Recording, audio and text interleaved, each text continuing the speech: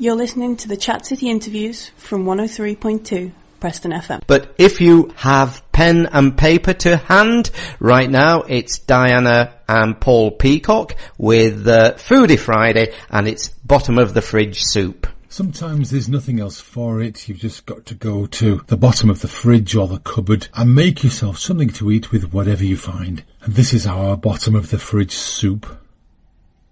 Right, well in here I've got 2 small onions, 3 medium-sized carrots, a clove of garlic, half a yellow pepper from the stir-fry we had last night, and about 100 grams of streaky bacon. Okay. Chopped up. Everything's chopped up really finely, and I've put it into a pan with about a tablespoon of olive oil. So this is sweating on a very low light. And I'm just sweating and cooking the bacon off and allowing the fat to come out of the bacon and to start cooking the vegetables as well.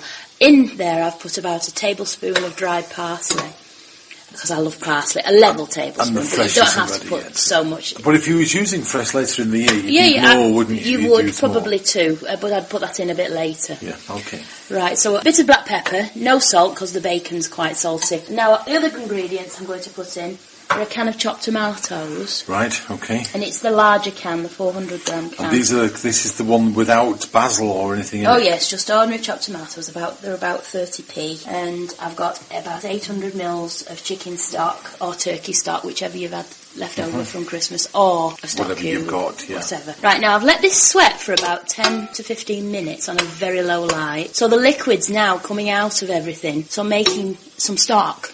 Yeah. So and it always makes your soup taste better if you can do that. Don't just put it into hot liquid. Allow the flavour to come out of the vegetables in a little oil.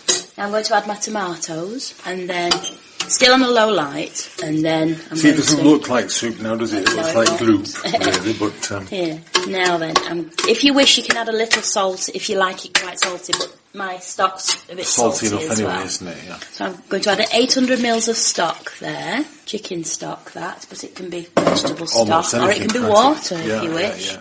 Now it's looking a little more like soup. And then the last thing I'm going to add is 4 tablespoons of just ordinary white rice. Okay. Just long grain rice. If you've got pudding rice, you can add pudding rice. But don't add 4 tablespoons. It seems to take up much more liquid. Pudding rice, yeah. Right, okay. Add 2 tablespoons, but you can always add a little more water later on. You could use lentils, could you? Yes. I was going to put some lentils in it, but yeah, you add 4 tablespoons of lentils, and then I'm going to raise my heat and then bring it to the boil. And once it's boiling, then I'll turn the heat down and let it simmer for about 30 to 40 minutes.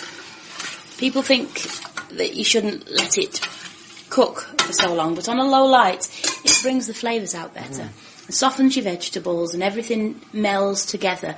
And then, if you let it cool with the lid on, away from the heat, for an hour or so, or a couple of hours, then reheat it gently, the flavour is even better. And that goes with curries, stews, of any kind.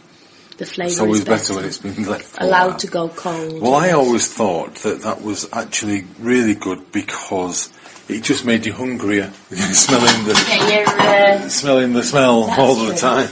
Put your lid on and it'll bring it to the boil a bit quicker. And that's essentially it. That's it, and then you can serve it with your own homemade bread. You can serve it with cheese scones.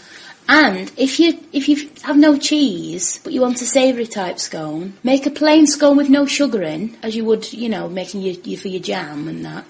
But add a bit of mustard, black pepper, a little bit extra salt, and if you've got it, a bit of celery salt. That makes a nice savoury scone. Nice savoury sauce. That you can have with Could soup. you add things like dumplings to it? Yeah, you can add dumplings to that quite easily. And that's 120 grams of self-raising flour.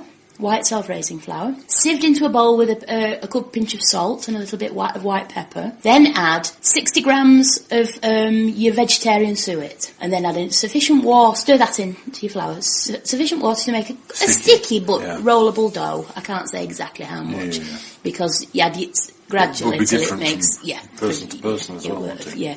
Then roll it into smallish balls about the size of a walnut, and then drop them into your pan while your soup's bubbling. Not boiling, but bubbling.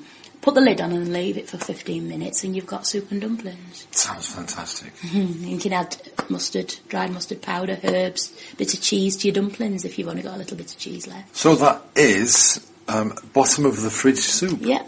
Bottom of the fridge soup. There you are. That was Paul and Diana Peacock from City Cottage magazine, and they will be back next Friday with our Foodie Friday. If you've got a story or an event that you'd like to talk to Hughie about, why not email us at studio@preston.fm.